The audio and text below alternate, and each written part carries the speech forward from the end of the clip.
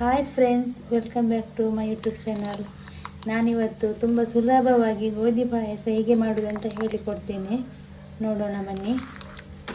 ನೋಡಿ, ಇಷ್ಟು ತರಿಯಾಗಿ ಗೋಧಿಯನ್ನು ಹುಡಿ ಮಾಡಿದ್ದೇನೆ. ನಾನಿಲ್ಲಿ 1 ಗಂಟೆಗಳ ಕಾಲ ನೆನೆ ಹಾಕಿದ್ದೇನೆ. ಕ್ರೀಮಿ ಟೆಸ್ಟರ್ ಬರಲಿಕ್ಕಾಗಿ 1 ಗಂಟೆ ನೆನೆ ಹಾಕಿದ್ದೇನೆ.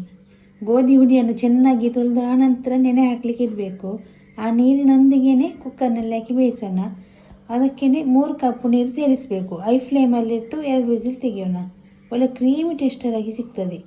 ಇವಾಗ ನೋಡ್ಬೋದು ಎಷ್ಟು ಚೆನ್ನಾಗಿ ಬೆಂದು ರೆಡಿಯಾಗಿದೆ ಅಂತ. ಇನ್ನು ಇದನ್ನು ಬೇರೆ ಪಾತ್ರೆಗೆ ಹಾಕೋಣ. ಇನ್ನು ಇದಕ್ಕೆ 1 ಕಪ್ಪು ಗೋಧಿ ಹುಡಿಗೆ 1.5 ಕಪ್ಪಿನಷ್ಟು ಹಾಲು ಹಾಕಬೇಕು. ಅರ್ಧ ಕಪ್ಪು ಸಕ್ಕರೆ ಹಾಕಬೇಕು. ಚೆನ್ನಾಗಿ ಮಿಕ್ಸ್ ಮಾಡಿ ಕುದಿಸೋಣ. ಹೈ ಫ್ಲೇಮಲ್ಲಿ ಇಟ್ಟು ಚೆನ್ನಾಗಿ ಕುದಿ ಬರಲಿ. 1 ಚಿಟಿಕೆಯಷ್ಟು ಉಪ್ಪು ಹಾಕೋಣ. 1/4 ಟೀ ಸ್ಪೂನ್ ಏಲಕ್ಕಿ ಪೌಡರ್ ಹಾಕೋಣ.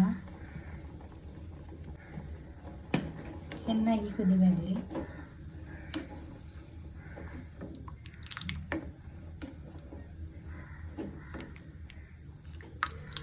ಗಂಟೆಗಟ್ಟಲೆ ಕುದಿ ಬರುವಾಗ ಸರಿ ಆಗ್ತದೆ.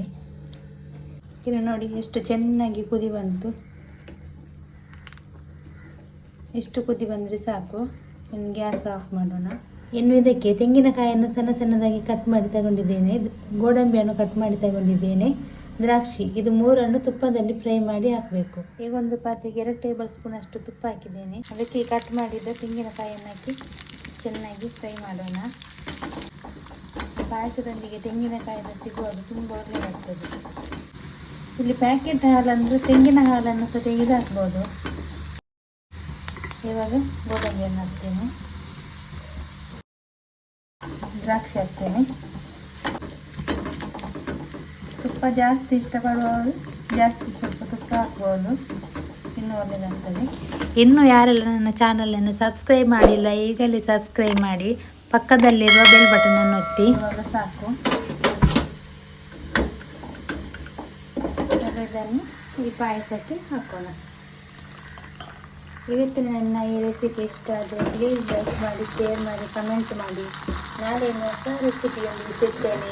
ಅಲ್ಲಿಯವರೆಗೂ ಟೇಕ್ ಕೇರ್. ಬಾಯ್ ಬಾಯ್.